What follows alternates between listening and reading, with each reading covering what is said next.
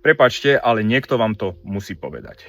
Aj pre mňa je náročné robiť v takomto vianočnom čase takéto video, kde budem hovoriť o pokrytectve a zavádzaní tejto vlády, lebo tentokrát hazarduje naozaj s bezpečnosťou občanov Slovenskej republiky. V čom teraz a prečo? Hneď vysvetlím.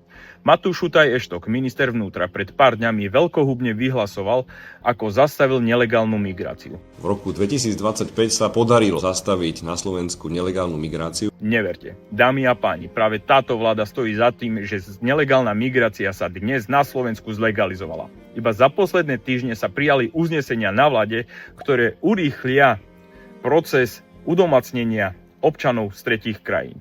Prijali väčšie počty do cudzineckej polície, aby sa čo najrýchlejšie vybavovali žiadosti pre týchto ľudí, aby sa tu udomacnili. Iba Volkswagen chce budúci rok do svojich radov viac ako 4 000 občanov z tretích krajín, aby sa zamestnali. Iba za posledné obdobie prišlo na Slovensko viac ako 2300 moslimov z Uzbekistanu. Sľubovali nám pokojnejšie a bezpečnejšie žiť.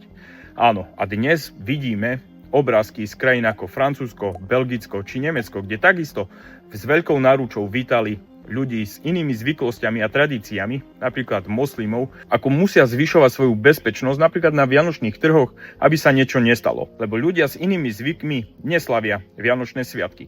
A Robert Fico a táto vláda chystá pre Slovensko budúci rok Armagedon prísunu napríklad moslimov z Uzbekistanu na Slovensko, aby zaplatali dieru na pracovnom trhu. My sme boli veľmi prekvapení návrhom Uzbekistanu, že je pripravený poskytnúť 200 000 pracovníkov, len Slovensko potrebuje 150 000 kvalifikovaných pracovných síl. Kde sú tie reči Roberta Fica, kde je proti akejkoľvek migrácii, hoci by išlo o lacnú pracovnú silu? Preto nevidím žiadny dôvod, ani ľudské práva, ani humanizmus, ani zištné dôvody, ako je napríklad lacná pracovná sila, na to, aby sme ignorovali alebo zamlčiavali obrovské bezpečnostné riziká, ktoré so sebou táto migračná vlna prináša. Dnes robí pravý opak.